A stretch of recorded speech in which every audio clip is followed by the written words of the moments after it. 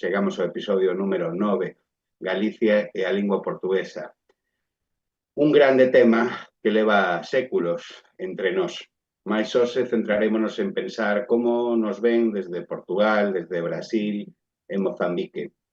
Para conducir este episodio temos ao John Amil, médico, presidente da Asociación Galega da Lingua Agal e moitas outras cousas máis. Moito obrigado, John, por estar aquí. Un abrazo a todos e moito obrigado por participar neste episodio. Adiante, John. Ola, boas. Escoitaseme ben? Sí, Todo perfecto. ben? Ben, pois, primeiro, antes de máis, obrigado ao IGADI por contaren comigo para ser o condutor deste episodio. Vexo que normalmente nos episodios anteriores as condutoras de cada un dos episodios fan como unha pequena introdución, mas vexo que estamos un poquinho xustiñas de tempo, entón vou ser brevísimo. O episodio en que estamos agora chámase Galiza e a lingua portuguesa e vamos falar precisamente diso, da Galiza e o resto da lusofonía, da relación que teñen e da relación que teñen a lingua galega e a lingua portuguesa, que, spoiler, son a mesma. Entón, vou comezar por saudar as persoas que temos convidadas, comezando polo Marco Neves, que é profesor na Facultade de Ciencias Sociais e Humanas da Universidade Nova de Lisboa. É autor de varios libros sobre a lingua, incluindo o Atlas Histórico de Escrita, o Historia do Portugués desde o Big Bang, a explosión que deu orixe ao universo, non a torre esta do reloxo que hai en Londres, e o galego e o portugués son a mesma lingua. Entón, boas, un saúdo, Marco. Olá, tudo bem? Olá. Por outra banda temos a Erika Sarmiento. Erika é historiadora e pesquisadora cunha traxectoria consolidada en estudos migratorios. Mantén unha ligazón profunda coa Galiza, o definirse a si mesma como brasilega e ter estudado a fondo a diáspora galega no Brasil. Actualmente é profesora na Universidade do Estado do Río de Xaneiro. Boas, Erika. Erika? Oi, eu sou brasileira, filha de galegos. Corrigindo. Maravilloso. Temos tamén a Bonifacio Carballo Conte, que é sacerdote diocesano da Beira. Beira pode parecer un nome moi galego, mas falamos da Beira de Mozambique, que está bastante lonxe da Galiza. Foi ordenado en 2016, é doutor en Direito Canónico pola Universidade Pontificia de Salamanca e actualmente é profesor de Lingua Latina e coordenador do Departamento de Estudos Galegos na Universidade Católica da Beira. Boas, Bonifacio. Ui, está a ter algún problema? Boa tarde. Boa tarde. Boa tarde, benvindo. E, por último, mas non por iso menos importante, temos a Milena Barroca. Milena Barroca ten formación en Economía e é emprendedora e activista cultural mozambicana. É membro da XUPLP, a Xuventude Unida de Países de Lingua Portuguesa, e ten dedicado a súa traxectoria a proxectos de intercambio e promoción da identidade lusófona. É recoñecida, ollo, como unha das 100 persoas máis influentes da África en 2024. Das 100, Imaginai a xente que hai en África, das 100 persoas máis influentes. Benvinda, Milena. Olá, boa tarde a todos. Boa tarde. Entón, vou comezar facendo unha pregunta específica a cada unha destas persoas que temos convidadas. Vou comezar pola última persoa que presentei, que é a Milena. Entón, Milena, és membro da XUPLP, da Xuventude Unida de Países de Lingua Portuguesa. Nesa entidade, na XUPLP, a Galiza fai parte desde a propia fundación. Por que se decidiu contar coa Galiza como un territorio lusófono na XUPLP? Foi aceite ou houve algunha resistencia de algunha parte, alguén que non quixese que Galiza fixese parte? Como foi? Conta. Olá, mais uma vez, boa tarde. Espero que esteja a ser bem ouvida por todos. Bem, primeiro, deixa-me fazer uma pequena correção em relação à integração da Galiza na JUPLP. Na verdade, a Galiza foi integrada na JUPLP não no início, se calhar 2 anos mais tarde, e, bom, teve uma razão para tal, e não foi por, vamos lá, não foi por resistência de nenhuma das partes, mas a JUPLP, a direção da JUPLP na altura, pensou em fazer este processo de integração de forma bem pensada para que este processo, né, ou para que esta integração fosse sólida, fosse forte e tivesse o impacto que nós estamos a ter hoje. Na altura era o impacto esperado, que era promover benefícios entre ambas partes. E este processo, apesar de ter sido demorado, foi fácil. Foi fácil porque ambas partes, falo da lusofonia e também da Galiza, mostraram interesse. Foi necessário um trabalho de campo, um trabalho de base neste processo, desde o início. Quero dizer, a direção ou um membro que havia nascido ou que nasceu na Galiza e estava na altura em Portugal e juntou-se à JUPLP, introduziu esta ideia para a direção e foi apresentando também os benefícios, né, que seriam de introduzir ou de apresentar aos jovens galegos a lusofonia e a lusofonia à Galiza, porque até então a maior parte dos países lusófonos, falo especificamente dos PALOP, não conhecia a Galiza, conhecia a Espanha, mas não conhecia este território que está na Espanha e não sabia que existia, afinal, uma similaridade na língua que nos une. Então, foi necessário um processo de apresentação, um processo de, vai lá, nós dizemos, consciencializar a lusofonia em relação à Galiza e ir introduzindo também a lusofonia à Galiza, fazer um casamento. E correu muito bem, depois de algumas iniciativas que correram tanto em Portugal como na própria Galiza, algumas conexões, alguns encontros. Tantos jovens galegos mostraram interesse em participar e fazer parte da JUPLP, como a lusofonia também, o resto da lusofonia, mostrou-se de braços abertos para receber a Galiza, porque realmente nós percebemos que não era só similaridade entre as línguas, mas que era uma língua comum. A Galiza hoje em dia é vista como se calhar aquele primo que mora num outro país, fala a mesma língua, mas com um sotaque diferente. Então não foi nada difícil. Moi ben, obrigado, que maravilloso ouvirte, e que maravilloso tamén ver a xuventude, a mocidade, a xente nova que estea tan interesada no tema lingüístico e que aceite tamén a Galiza como falantes desta mesma lingua que nos une. A seguir vou facer unha pregunta ao Marco. Marco Neves escribeu un libro editado por unha editora galega que é unha editora moi boa, que é a Tres Editora. O libro, non sei se dá para verse aquí, chámase Son o galego e o portugués a mesma lingua? Sí, o galego e o portugués son a mesma lingua, perdón. E entón, Marco, quero preguntar unha pregunta moi simple e non quero que te deixes influenciar por absolutamente nada. Quero que respondas con total liberdade, que respondas libremente o que ben penses.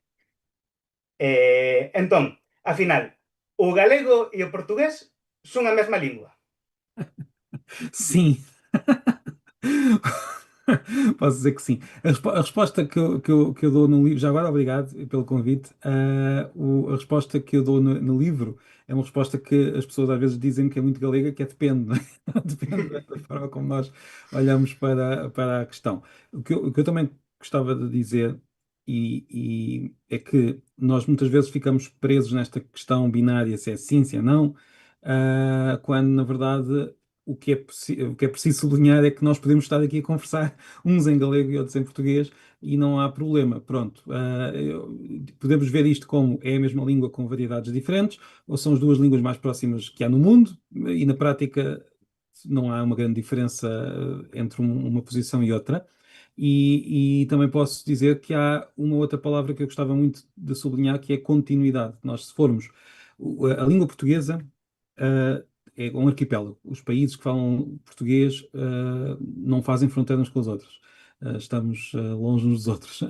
Mas no caso, se nós formos para o norte de Portugal e formos andando a pé e passarmos a fronteira, aquilo que nós vemos é essa experiência que nós não temos, infelizmente ou felizmente, isso depois é uma questão que não é assim tão importante também, não temos com os outros países de língua portuguesa, que é, continuamos a ouvir uma coisa que é, no fundo, a nossa língua com um sotaque diferente, como a Milena estava a dizer ainda agora. Portanto, é um arquipélago, mas às vezes lembrar-nos da origem nesse noroeste da península ajuda-nos a ver que estamos todos juntos, todos, para o bem e para o mal, estamos juntos neste arquipélago e também nesta continuidade entre o norte de Portugal e a Galícia. Portanto, há essa continuidade muito forte, e essa continuidade lembra-nos a história da nossa língua. E também gostaria de dizer aqui que às vezes perguntam-me, então, mas em Portugal, eu sei que no Brasil, por exemplo, é diferente, e em Moçambique é diferente, em Angola é diferente, embora eu também tenha a ideia, gostava depois também de perceber aqui, que mesmo no Brasil, por exemplo, já se ouve falar muito mais do galego e da Galiza do que há uns anos, diria eu, mas gostava de perguntar. Mas cá em Portugal, às vezes tenho amigos galegos que me dizem, nós estamos sempre aqui a discutir a questão da proximidade, mas em Portugal não ligam muito a esta questão. E eu diria que é uma questão de expectativa. É claro que se nós tivermos a expectativa de que os portugueses estão sempre a falar da Galiza, não estão, claro. Não estamos constantemente a conversar sobre o tema. Mas a minha experiência que me surpreendeu nos últimos anos, por exemplo, de ir às escolas, de conversar sobre esta situação, sobre a proximidade do galego, lembrar que existe o galego, a minha experiência é que há mais pessoas a conhecer do que nós pensamos. Portanto, não é uma conversa habitual, mas também não é assim uma surpresa tão grande quando começamos a conversar sobre o galego e sobre a proximidade. Talvez seja uma visão um pouco otimista, mas o que eu acredito que estamos talvez melhores do que nós que estamos aqui a conversar sobre o tema gostaríamos de estar. Não estamos tão bem como essa posição, mas acho que, apesar de tudo, começa a haver essa possibilidade de conversar e das pessoas perceberem do que é que estamos a falar. Por exemplo, a Milena estava a falar de que em vários países não havia o conhecimento desse território da Galiza e que identificávamos com Espanha. Em Portugal talvez isso fosse verdade e ainda é em muitos casos, mas julgo que começa mesmo a haver uma noção de que há qualquer coisa diferente. Agora, há uma dificuldade muito grande nossa mental para falar do galego, porque nós temos na cabeça já há muitas décadas, e principalmente por causa da educação durante grande parte do século XX, que um país tem uma língua e é muito difícil para nós ultrapassarmos esse bloqueio. Esse bloqueio primordial, é difícil de ultrapassar. Pronto, mas lá vamos fazendo alguns caminhos. Ben, obrigado. Dicer que sobre unha pregunta que fixeste, que é a relación que ten o coñecemento que hai da Galiza e do galego no Brasil e noutros países, esa pregunta vou facela máis para frente. Entón, please stand by, faremos esa pregunta. Agora quería falar con Erika, un momento. Erika, filla de galegas, brasilega. Quería preguntar pola diáspora galega no Brasil. Como é a diáspora galega no Brasil? Existe aínda hoxe en día unha comunidade galega viva no Brasil? Existe, bom, saúdo aqui a colega, os colegas da mesa e agradeço o convite e é sempre muito interessante ouvi-los. Eu sou historiadora, né, e trabalho durante 20 anos sobre a questão da imigração galega, entre outros temas. A gente tem uma segunda imigração aqui no Brasil, que até na mesa anterior eu escutei o finalzinho, né, dizendo sobre essa questão das migrações históricas, né, e a segunda imigração como exílio forçoso, forçado, que é um dos temas que eu começo a trabalhar, a vir a trabalhar. Publiquei um livro ano passado sobre história oral, sobre as vozes migrantes desse período do pós-guerra, da migração do pós-guerra, mas ainda muito pouco estudado no Brasil, essa segunda imigração. Eu estudei exaustivamente a primeira grande imigração do período histórico até 1930. Então, o que acontece é que a gente tem uma geração já muito envelhecida, né, que são, inclusive, a geração da minha mãe, que hoje tem 77 anos, e a minha avó, que é viva e tem 96 anos, né? São duas galegas que imigraram mãe e filha na década de em 1952, né? No período do franquismo, no pós-guerra.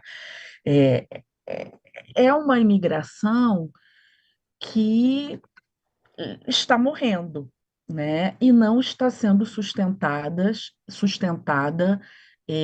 pela segunda geração, que no caso sou eu, ou terceira geração, que são os netos. De fato, há muito pouco interesse, né?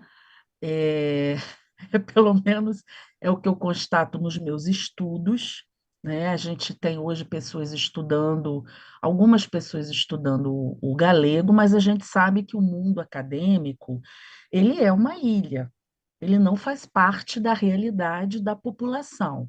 Então, eu compartilho do que o professor, o colega falou, Marcos, entendo o que a Milena falou também, mas o galego aqui, ele não é reconhecido como um idioma. De fato, na minha tese, assim, ele não é que, veja bem, ele não é conhecido pela população como um idioma. Mas, ao mesmo tempo que o professor Marco falou de que existe uma conexão muito forte entre o português e o galego, o fato de ser uma mesma língua, é certo, porque o galego, quando verbaliza aqui no Brasil, ele é visto como um português, ou como alguém que está se esforçando para falar bem o português. E isso é a principal hipótese da minha tese, a invisibilidade da imigração galega, né, que eu lancei em livro em 2017, que é a invisibilidade nos trópicos, né? Por que que demorou-se tanto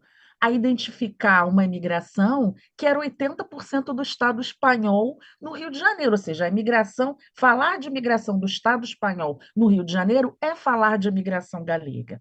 Mas por quê? Exatamente porque o Brasil é um país que foi colonizado por Portugal. E ao ter portugueses como principal grupo migratório no pós-independência, esses galegos, eles têm uma sinergia, né, uma simbiose muito grande com os imigrantes portugueses. Eu demonstrei isso na minha tese desde o século XIX, desde os pioneiros pelos principais bairros do Rio, né? Então, os portugueses eram chamados de galego aqui, né? Galego no Rio de Janeiro também por questões históricas, né? Então, existe uma explicação histórica, né, de fluxos migratórios que vai além também da questão linguística, que faz com que esses imigrantes sejam vistos como portugueses. Mas aí está o que o professor Marcos falou e o que eu estudei para a minha tese. Eu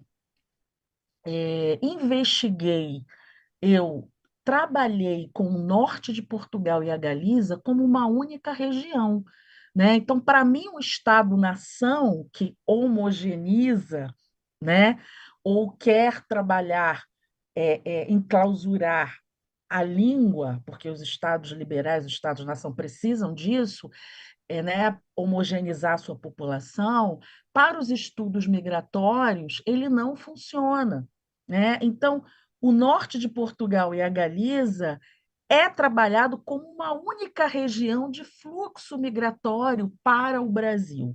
E assim eu demonstro como que esses imigrantes galegos que têm que estão muito perto de Portugal, como que eles seguem o fluxo dos portugueses que vieram para o Rio de Janeiro. Mas, infelizmente, a gente tem aqui uma questão mesmo de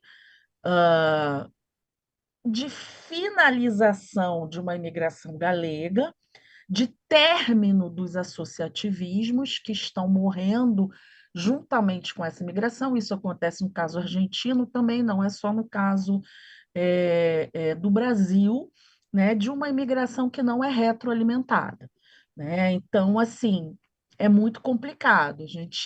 A Casa de Espanha, ela reclama muito de que os cursos, as questões culturais todas são feitas muito mais por brasileiros do que por pessoas vinculadas à Espanha ou a Galícia, porque praticamente são todos galegos, como eu falei, né? E que os brasileiros têm muito mais interesse do que os seus próprios descendentes. E aí tem uma série de questões, né, que não temos tempo para tratar aqui, mas hoje nós temos outros fluxos migratórios, né, do eixo sul-sul, né, de países, de pessoas do continente africano e das fronteiras latino-americanas que alimentam as migrações dentro do Brasil. Então, essa migração da Galícia para cá, ela cessou na década de 1960.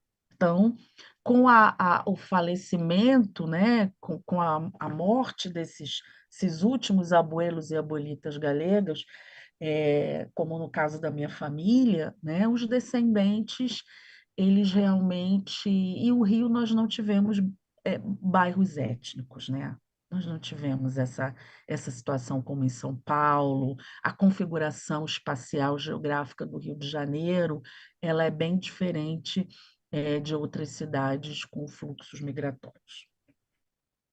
Pois, parece un tema súper interesante e moita pena que non podamos profundizar máis neste tema porque realmente daría para falar horas e horas sobre isto.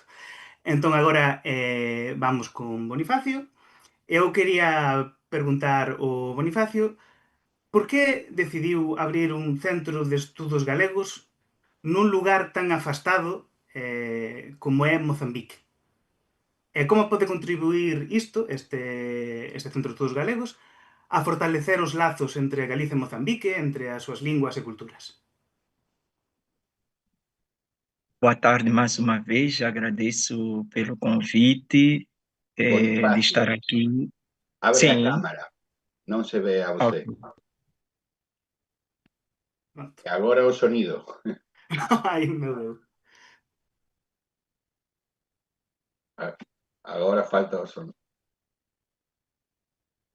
Sim. Agora,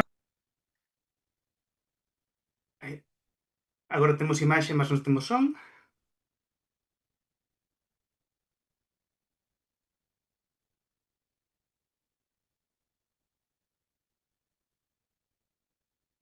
Poderíamos sugerir ao administrador que agora, Agora, perfeito, perfeito, perfeito.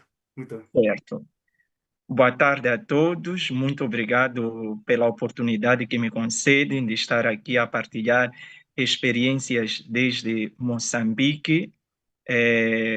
Indo diretamente à primeira pergunta, este Centro de Estudos Galegos foi mesmo recentemente criado neste ano na Universidade Católica de Moçambique, que é uma das maiores instituições privadas de ensino superior, que neste ano completa 30 anos de existência. Então, ao longo desses 30 anos, a Universidade Católica se estabeleceu em todo o país, está em todas as províncias e agora tem o desafio de internacionalização, que é dar a se conhecer em outros países e também poder introduzir no seio da universidade outras experiências de outros países. Então, nesse sentido, eu aproveitei a oportunidade para falar dessa grande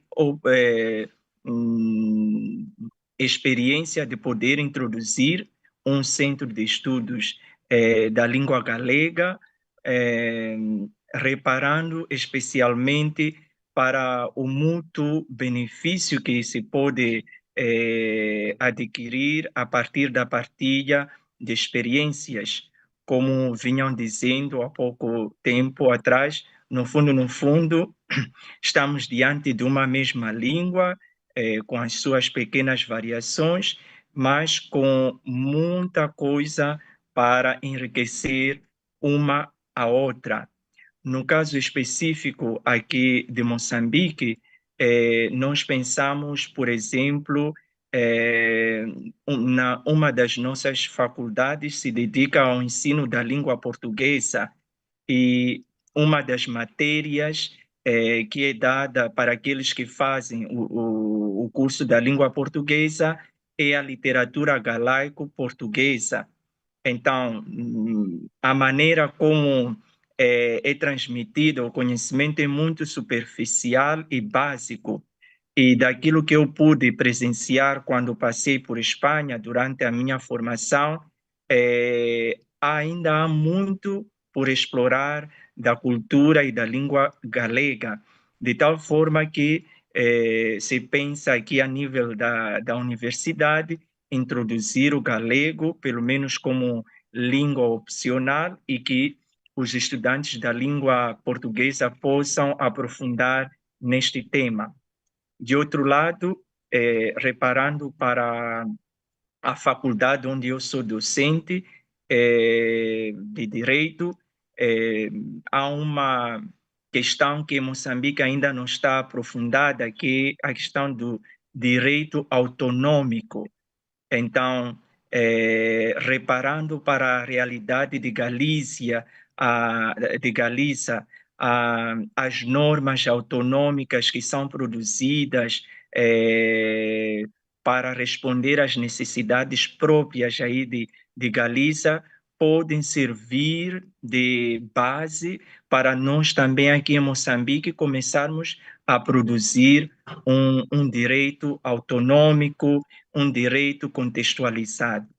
E um outro aspecto também que mereceu e merece atenção de nossa parte tem a ver com a dimensão religiosa, em que temos conhecimento daqui da existência de uma comunidade espanhola e de missionários espanhóis. Então, pensamos de aqui promover uma possível liturgia que tenha elementos galegos. Obrigado. Estamos a ficar sen tempo, entón vou vos pedir a partir de agora moita brevidade nas vosas respostas. E ben, a seguinte pregunta que vos teño que facer a todas vos é unha pregunta obrigada que me obriga o Igabi a facer, porque senón vai vir o Daniel Palau a miña casa co pau da basoura entón teño que facervos esta pregunta. A pregunta é: como pode conectarse a Galiza territorial coa Galiza exterior a través da lingua portuguesa? Podes comezar tú mesmo, Bonifacio, respondendo esta pregunta. Como pensas que se pode conectar a Galiza territorial coa Galiza exterior a través do portugués? Bom, como já vinha adiantando um pouco, podemos pensar em diálogo de saberes e de identidade baseado na própria língua, a possibilidade de fazer estudos comparados daquilo que existe da língua portuguesa e da língua galega, então tentar estabelecer um estudo comparado. Também podemos pensar na cooperação acadêmica e científica, na formação de moçambicanos na Galiza, ou de professores galegos que possam promover ou seguir algum curso em Moçambique, e também na possibilidade de redes de negócio. Temos um grande investimento espanhol na cidade da Beira, que é a Pescamar, indústria pesqueira. Então, aí também pode ser um canal de promoção da língua galega. Maravilloso. Entón, agora, Erika, a mesma pregunta: como pode conectarse a Galiza territorial coa Galiza exterior a través da lingua portuguesa? Erika? Eu concordo com o que o colega acabou de dizer. Eu acho que as conexões acadêmicas, os estudos comparados, eles são fundamentais. Eu me dediquei aos estudos comparados, né, dos galegos no Rio e em Buenos Aires durante bastante tempo, né? Eu acho que a questão cultural também, ela ela sempre é uma porta aberta, né? Na mesa anterior falava-se da literatura, né? O que eu consegui ouvir, eu acho que a música, a literatura, a arte, de forma geral, a cultura, ela, eu acho que é um instrumento poderosíssimo, né? Junto com os intercâmbios acadêmicos entre nossos espaços. Eu estou na comissão organizadora da Associação de Estudos Galegos, né? E o próximo congresso vai ser aqui no Rio de Janeiro, né? Daqui a 2 anos, se eu não me equivoco. Então, eu acho que isso, por exemplo, é algo super importante, porque não só reúne aqueles pesquisadores que vão participar do congresso, como também envolve a sociedade civil como um todo, né? Envolve a própria dinâmica das redes sociais, né? A Milena, que lida com isso, sabe o quão importante é nos dias de hoje, né? A gente está sempre atento a isso, a chamar, a convocar as pessoas, né, mesmo que não consiga haver por questões econômicas, que sabemos que nossos países, né, no caso aqui, é muito difícil os estudantes poderem ter acesso a outros países, por questões de recursos, né? Isso é um fato das nossas sociedades, né? Então, as redes sociais, elas ajudam, elas colaboram muito para que as pessoas possam assistir, para que possam se informar, né? Enfim, e é isso. Eu acho que o financiamento e o incremento dos órgãos de fomento da ciência também é muito importante, né? Para a gente alavancar esses intercâmbios da língua, né? Moito ben, fantástico.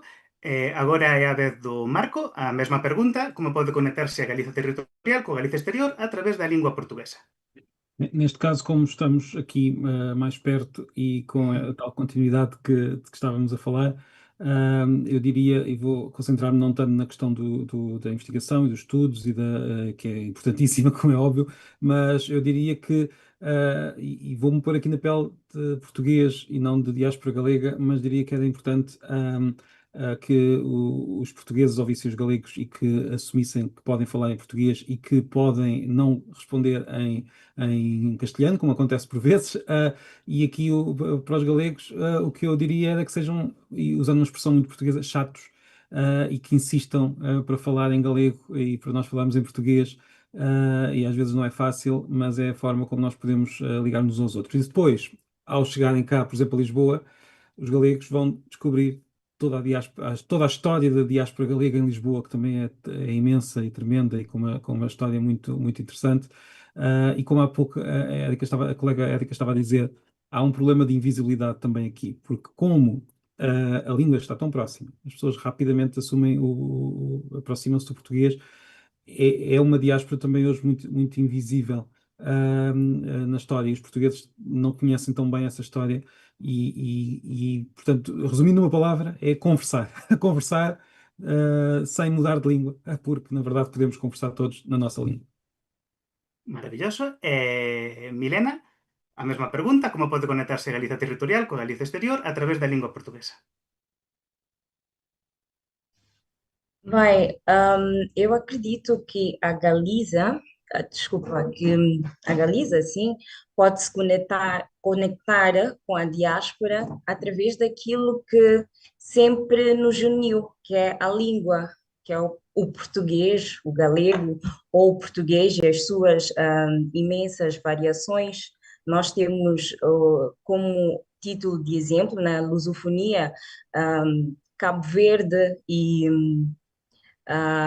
o Guiné, que também tem as suas versões de português, que é o crioulo, e nós olhamos para a Galiza e o galego como variações da língua portuguesa neste sentido, e nós achamos que nós estamos conectados através dessa similaridade. É uma ponte e acreditamos que a Galiza pode continuar a conectar-se não só com a lusofonia, mas também com o mundo, partilhando a sua diversidade cultural, conectada à lusofonia.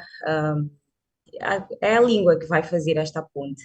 E eu acredito, só para terminar, que um dos marcos ou algo que nos diz que a língua pode fazer esta ponte naturalmente é a integração da Galiza na JUPLP, que para nós já foi um marco histórico. Nós sabemos que a integração da Galiza em outros fóruns relacionados com a língua portuguesa têm sido ou foram ultrapassando barreiras que podemos dizer que são, ou estas barreiras são morosidade, imensos processos, e para nós, na JUPLP, a língua deixou de ser mais um meio e passou a ser um símbolo de identidade partilhada, né?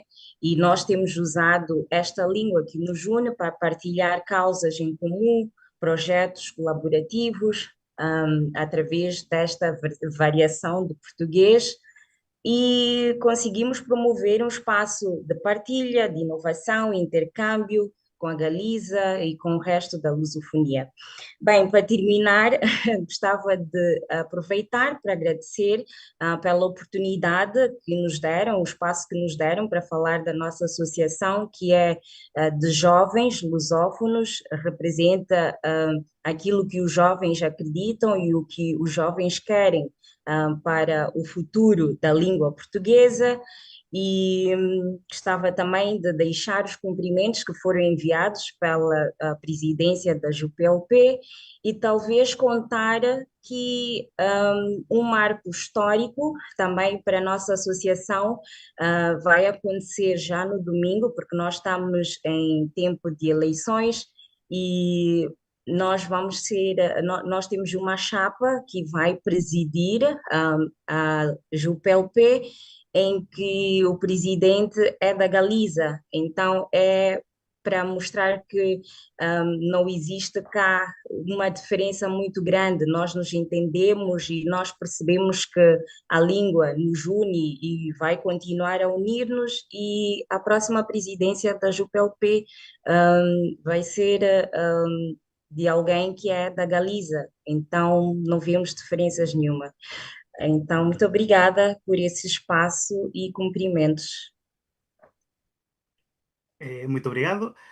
Pois pronto, tiña máis preguntas que facer, tiña moitas máis preguntas que facer, mas infelizmente estamos en tempo. Non quero que a boa xente do IGADI fique zangada comigo, entón vou ir despedindo este panel. Quero agradecer a toda a xente que estivestes aquí. Obrigado a Milena, o Marco, a Erika e o Bonifacio pola vosa presenza nesta mesa redonda. Obrigado ao IGADI por contaren comigo para conducir este episodio. Espero que o fixese ben. E, sobre todo, obrigado a toda a xente que nos estivo a ver ou que nos verá no futuro de maneira gravada cando este episodio estiver subido finalmente no YouTube de maneira diferida. E xa chega por agora, deixo de falar e dou paso a seguinte mesa redonda, que me interesa moitísimo porque van falar dun tema moi interesante que é a ciencia, e a min como médico interésame moitísimo a ciencia. Entón, iso todo. Saudiña. Obrigadísimo, John, obradísimo aos participantes deste fantástico episodio da Galicia a lingua portuguesa, que sen dúbida é parte do noso perfil internacional do pasado, do presente e perpeza do futuro. Obrigadísimo.